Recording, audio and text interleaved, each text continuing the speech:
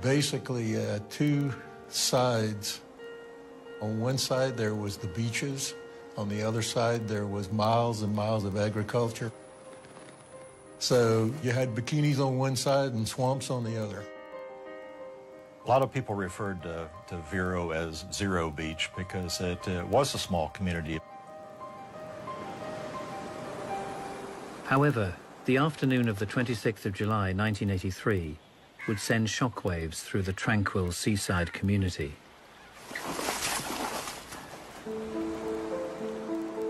Teenage friends Lynn Elliott and Reagan Martin were planning a day out. Lynn was a beautiful young woman, smart. She was getting ready to graduate from high school. She was passionate about her friends. She just had several nice friends, and they used to come by the house. Reagan was a new friend. They would have fun, and you could hear them laughing. We only lived 2 blocks from the beach, so they were over there almost every day. My son Brian and my son Jason and Lynn were over there, and we didn't worry about them then. You let them go, they come back, tell them when to come back, and that's it.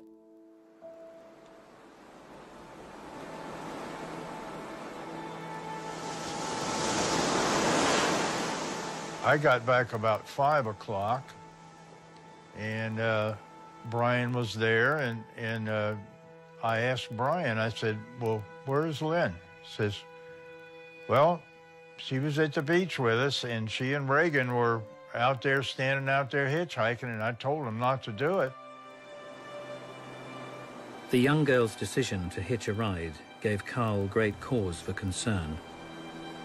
And I said, well, I'm beginning to worry. It was like 5 o'clock then, you know. And I said she should be home.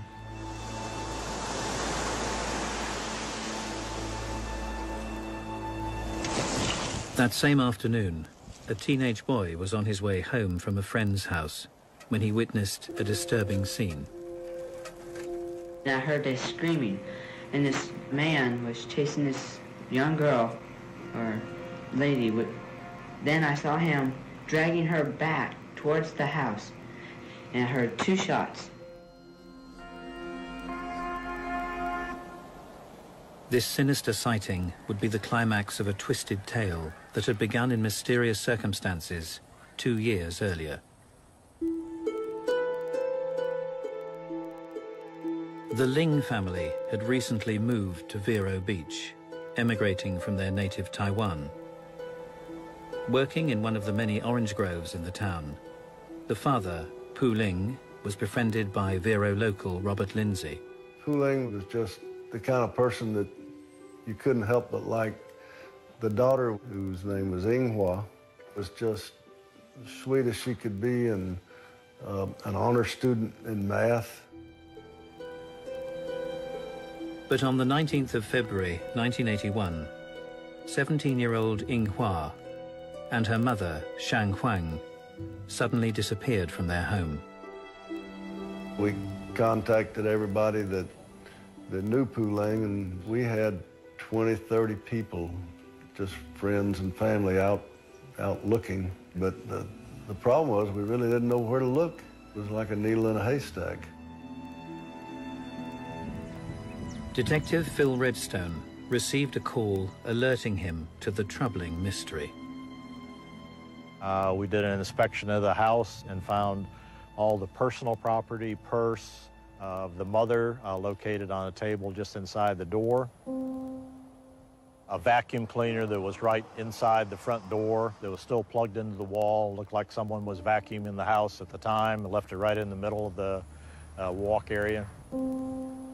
No signs of a struggle or any kind of anything disturbed in the house that was out of the ordinary. Frustratingly, Detective Redstone had very little evidence to work with. There wasn't another house within a mile of where they lived, so there was no witnesses at all that had seen anything. So as far as having any suspects, I mean, we were completely in the dark. Yet the Lings would not be the last women to vanish. the predator hunting women in Vero Beach had only just begun. In 1981, the disappearance of mother and daughter, Shang and Yinghua Ling, would disturb the peace in the rural Florida town of Vero Beach. It really unnerved the community, and it just seemed unlikely that anything but foul play had happened. It gets frustrating as time goes by, and then you're having nothing to work on, and then you're kind of in the situation where, is this an isolated incident, or is something else going to happen? 6 months later, detectives' fears were realized as they faced another mystery. Judy K. Daly was a Fort Pierce resident who had grown up around here and had relocated out to California. So she was here visiting family. She had taken her 2 daughters to a nearby beach and dropped them off. It was real popular with teenagers. You know, it wasn't really a place that parents like to hang out. She went to a more secluded area of the beach to hang out by herself, and then she just disappeared.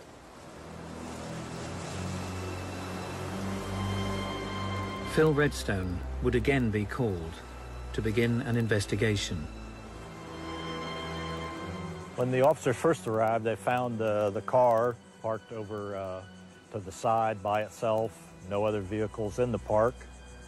The officers checked the vehicle to make sure that there was no occupants.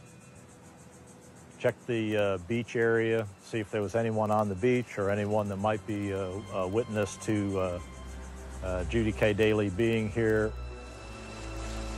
However, indications of foul play soon became apparent. No one had seen her. There was no evidence of any of her blankets, personal items, or anything else on the beach. Only the vehicle in the parking lot. We decided to take the vehicle into custody and impound the vehicle, and noticed that the vehicle had been altered to prevent it from being started. Working in the orange groves near the sites of both disappearances was David Gore, a 27-year-old local man who was watching the unfolding investigation with interest.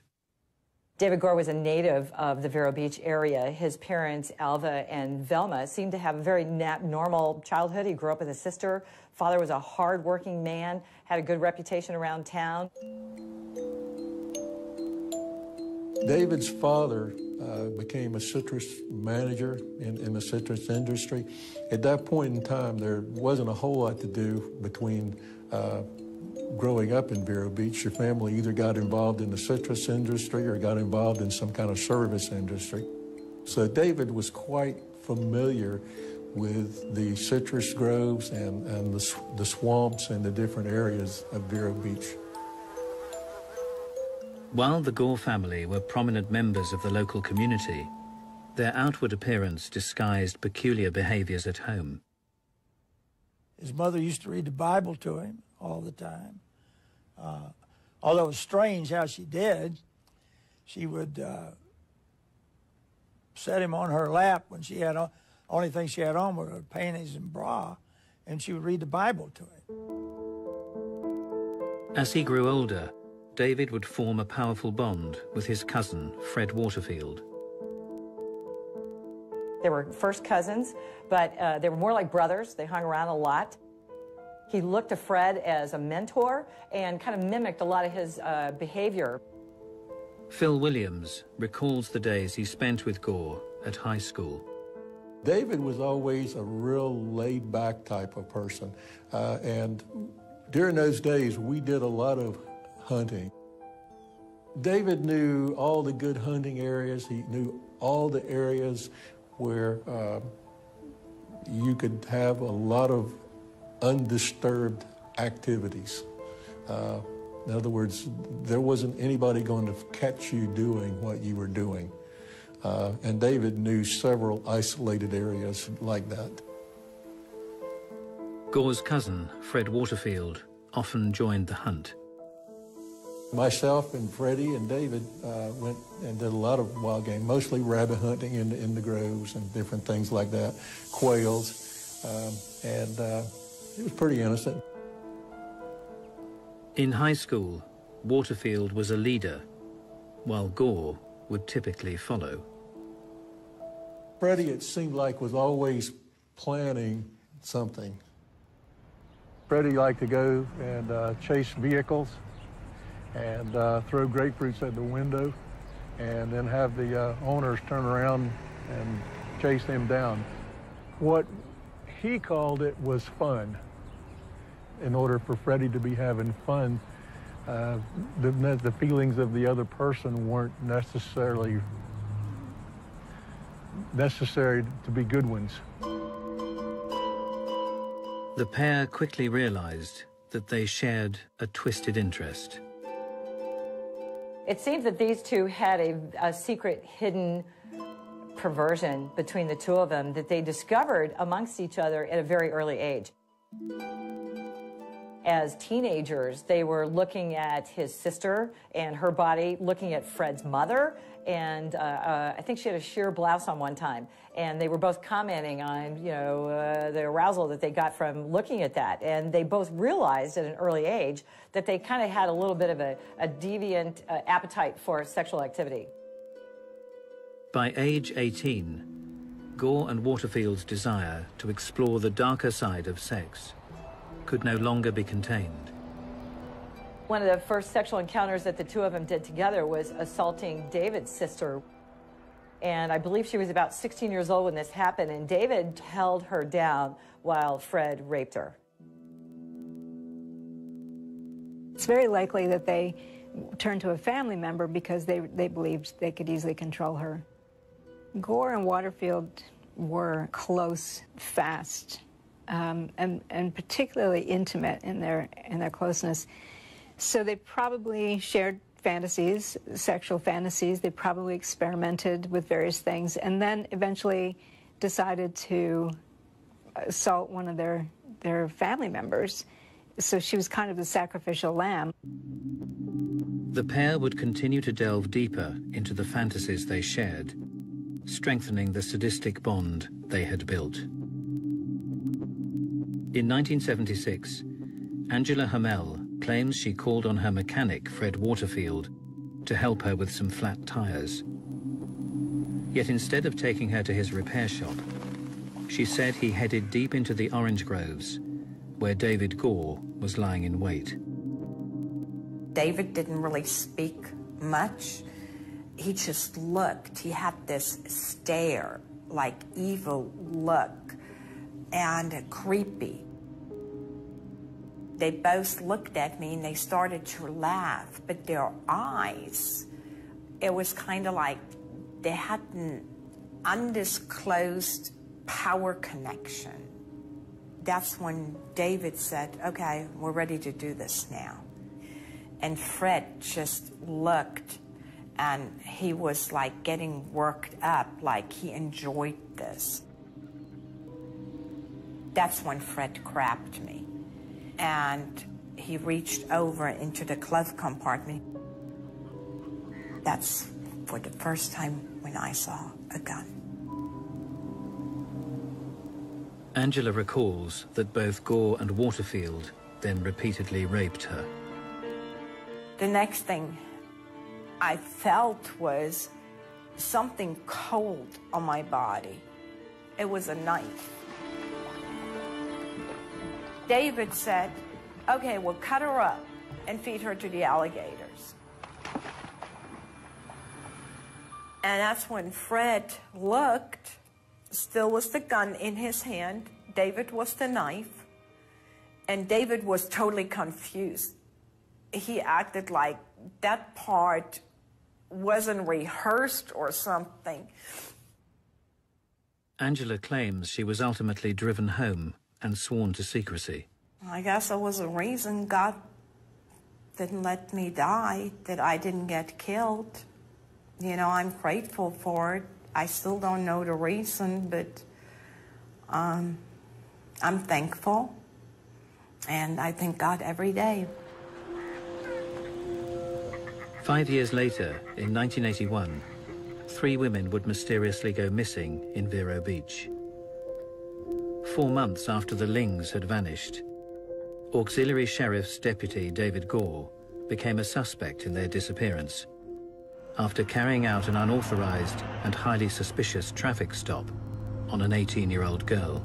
He told her that there had been a robbery in the neighborhood and her car matched the description of a possible suspect. So he took her driver's license and asked her to follow him to a location so someone could identify her car. When it got down to this isolated road, there was a gentleman down there that was fishing. So he goes back to the girl in the car and said, I just got a radio call and they located the suspect and you're free to go.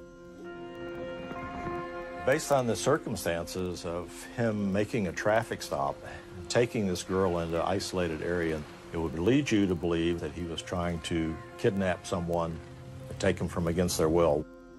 Gore was subsequently fired from the sheriff's department, but his former colleagues would continue to keep a keen eye on him. Now we're starting to look at him, you know, what is his involvement? We're starting to see him around and is starting to become more aware of his presence. As detectives worked to connect Gore with the cases of the missing women, his actions would continue to draw their attention.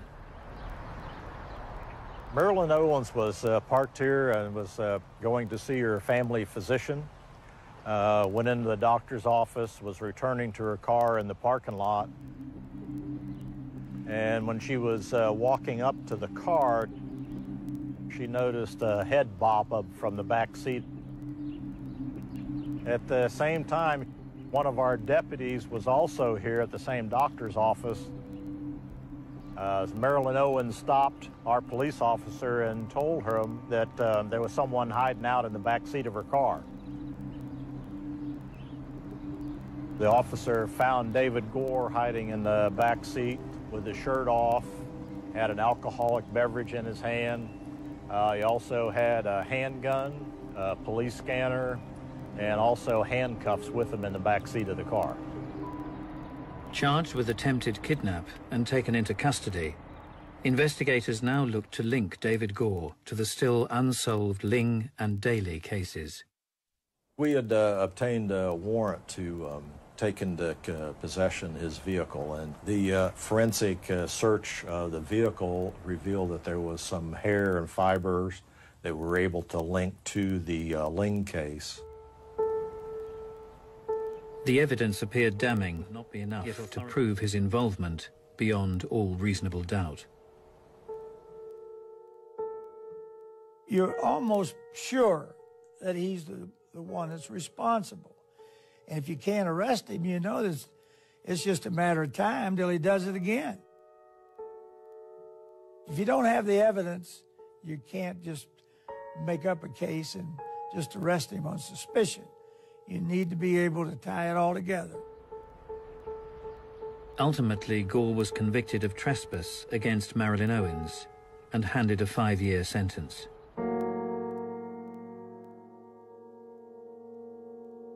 David Gore's difficulties in approaching the opposite sex had been evident since his days at high school.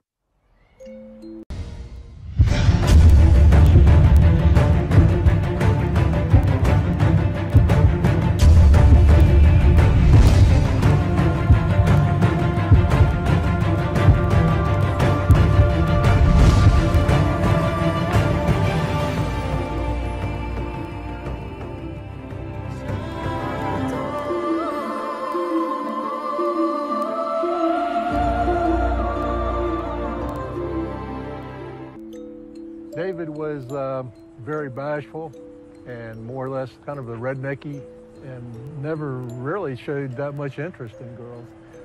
The one girlfriend that he did have actually at one point in time then decided that she would rather be with me and started then dating me because she said that David was like a good friend and he had no inspiration to ever even try to kiss her or do anything along that line. In complete contrast, David's cousin, Fred Waterfield, was a prolific ladies' man.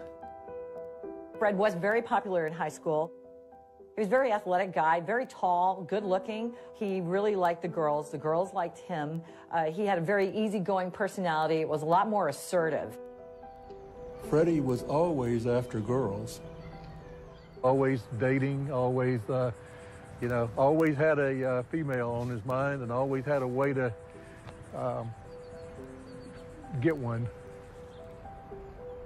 I think that Freddie's domineering personality at some point in time and his constant success with the girls and constant probably played a part in David's desires developing into the state that they did. Gore may have actually been jealous of Waterfield. Waterfield was a fairly popular adolescent, not Gore. Gore was a kind of a weird and unusual guy who was not popular, but Waterfield was. And there may have been an underlying jealousy of Gore towards Waterfield. Later in life, Gore's repeated rejections would fuel his aggressive pursuit of women, made evident in his attempt to kidnap Marilyn Owens. Having served just 18 months in prison, David Gore was set to be released. The residents of Vero Beach were about to face his wrath once more. Following the attempted kidnap of Vero Beach resident Marilyn Owens in 1981, David Gore had been imprisoned for 18 months. However, police had also suspected his involvement in the disappearance of 3 local women, and as the end of his prison term approached, detectives were preparing themselves for his release. We received notification from the state prison system that he was going to be released within 30 days. So we had a heads up that he was getting ready to come back in the community. So we decided to set up some surveillance on David once he was released to kind of monitor his activities. But again, we knew that sooner or later something else was going to happen. This was not going to stop.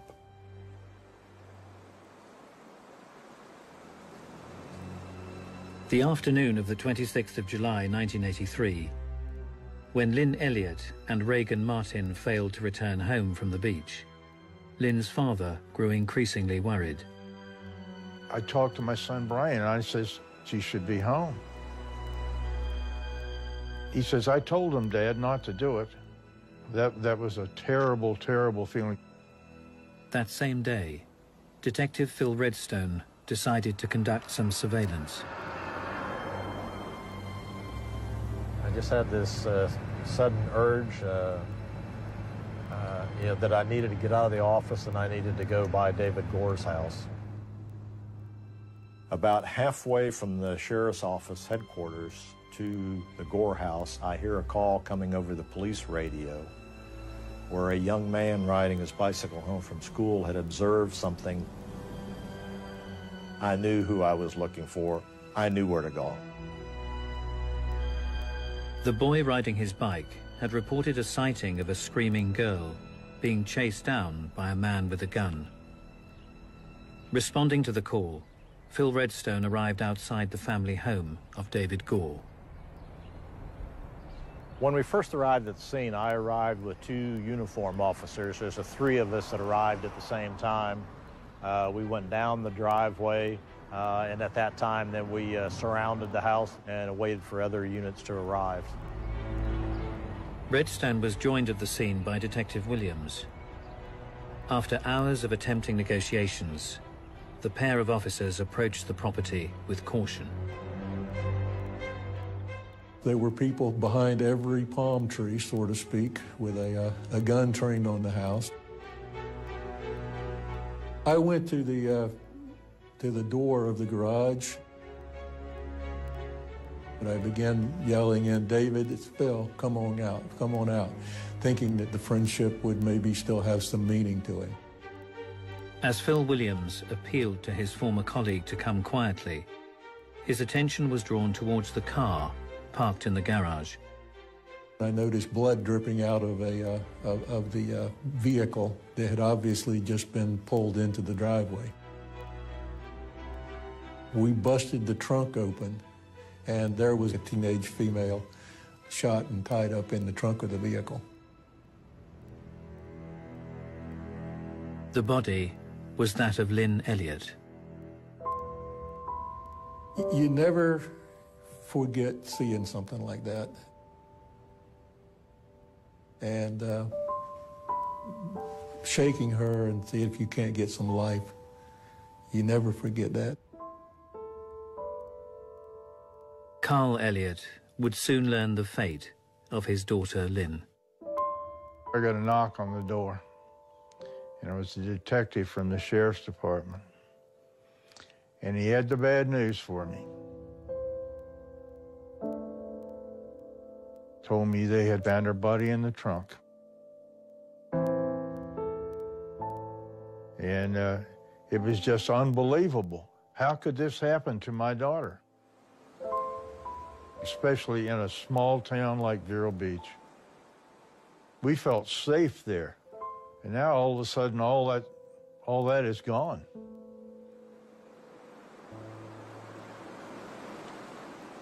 That was actually, for me, the first time I realized that David was not the David that I grew up with. He was a monster. And from there, the monster had to be stopped. As authorities closed in to make an arrest, they eventually found Gore hiding in the loft. To the surprise of authorities, he was not alone. I think he knew at that point there was no way out.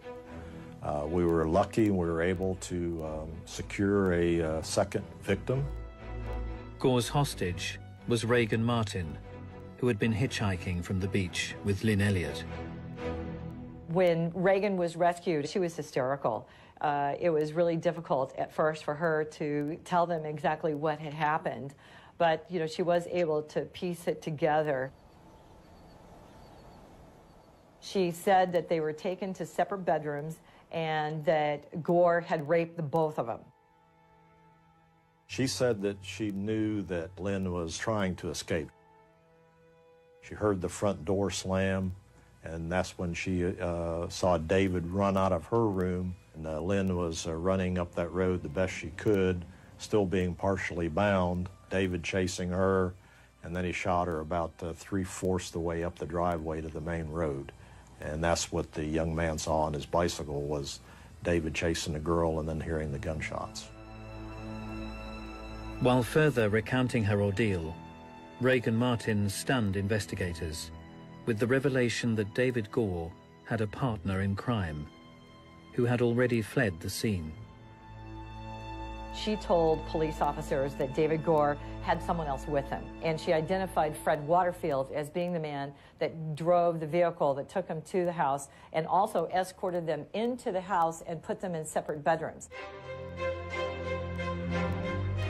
Fred Waterfield was found at his auto repair shop, just half a mile from the Gore house. Phil Williams recalls his former classmate's behavior as he brought him in for questioning. During that ride, Freddie was almost visibly shaking and very, very nervous. And he became as though he was not there with me. He was focused on something he was thinking about very strongly. And as a matter of fact, looking down the roadway, he said, "If that son of a bitch gets me in trouble, I'll kill him." At the sheriff's department, Reagan Martin picked both Gore and Waterfield out of a lineup, identifying them as her attackers. Under questioning, David Gore would come forward with further admissions of guilt, confessing to the unsolved murders of the Lings and Judy K. Daly, of which he had long been suspected. The details of his entrapment of the Lings unmasked David Gore as a cold-blooded predator. He had been stalking the teenage girl for a couple of weeks. He did surveillance on the house and found out that she was home alone for probably about 45 minutes. What David didn't know was that her mother now was coming into town for a holiday. When he went to the house, he went and used his police badge. He had told the mother and the daughter that he needed to take them into questioning to the police department about something that happened in the neighborhood, and then he had handcuffed them and put them in his truck. They were taken to a shack out in the Grove area that he had access to. He called Fred Waterfield, told them they had 2 women here, and they had the activity they were looking for the weekend. Gore would also explain how he disabled Judy Daly's car and then lay in wait before making his move. When she got in her car wouldn't start up. David said he got in his vehicle, drove over, showed him his badge, and said, you know, could he offer any assistance if her car was broke down? And he tried to start, it wouldn't start, so he offered her to give her a ride. And that's how he got her in the car. He pulls a gun on her, and takes her out to the shack out in the Orange Groves west of town.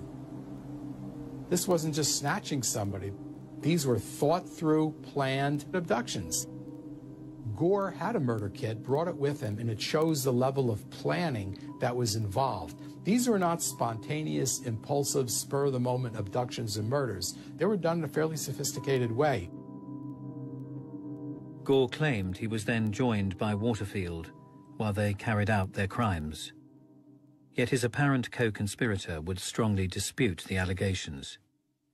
Fred Waterfield says that he was framed by David Gore, that he might have known about some of these things, but he never participated in the murders, and that David lied repeatedly to make him look like a perpetrator when, in fact, he was not.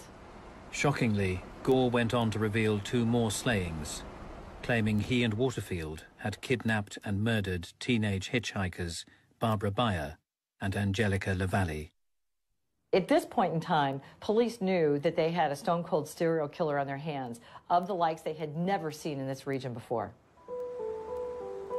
As the trial approached, David Gore took authorities to the Groves where he had worked, promising to lead them to the bodies of his victims. I had ridden out there with Phil Rudstone, so we were in a particular area, and he had one of those metal probes in the ground, and he was probing around, and he hit something solid. So he took a brush and just brushed the dirt away. Looking at us was a set of teeth. The remains were that of Barbara Bayer. Over the following days, Gore would go on to disclose the gravesite locations of the other missing women. Initially in the Lings case, he said after they were murdered, he put them in 55-gallon drums, buried them. Judy K. Daly, he had dismembered her body, disposed again in another location in the Grove, part of her body. The other part of her body he disposed in the marshland out west of town. And Miss LaValle was disposed of in the marshland, same place as Judy K. Daly's body was dumped. I looked in his eyes while we were doing the digging, and I mean, I never saw a set of eyes like that. It looked like, I suppose, the eyes of the devil would look like. If you believe evil spirits could get in people, there's certainly one in him. Investigators would soon dig deeper into the minds of Gore and Waterfield, searching for an explanation behind the pair's desire for depravity. In 1983, David Gore and Fred Waterfield were arrested in connection with a string of mystery disappearances and brutal murders in the town of Vero Beach, Florida. While Waterfield pleaded his innocence, Gore confessed to the slayings of 6 women, and in the process revealed the cousins' M.O. David was the bad guy and Fred was the good guy. And Fred did most of the talking, and he would try to get the girls calm.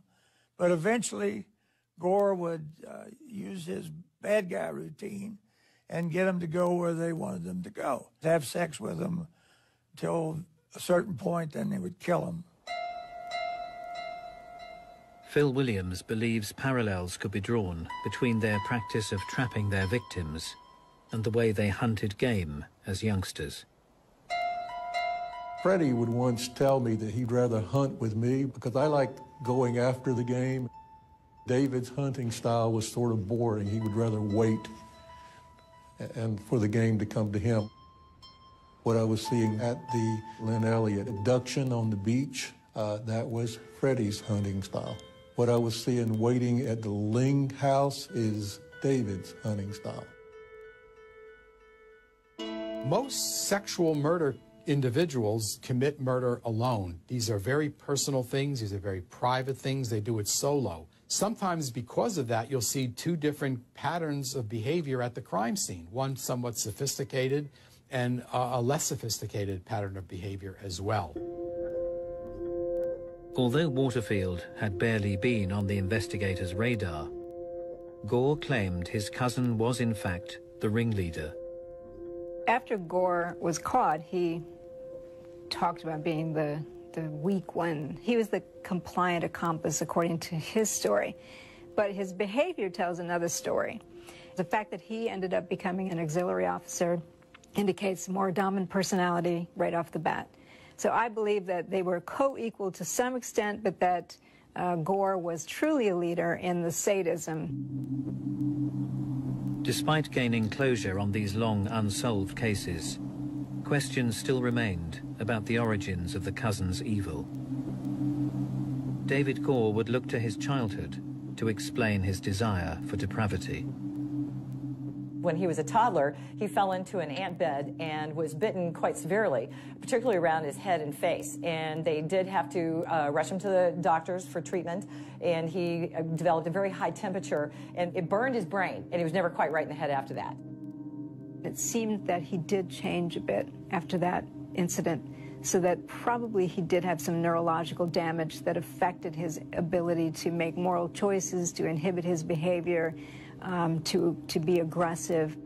I would say it's likely that that brain damage that he had was part of becoming a killer. And especially if you're in a team where the other guy wants to do it too, not only is your brain giving you permission, but you have a buddy who's also giving you permission.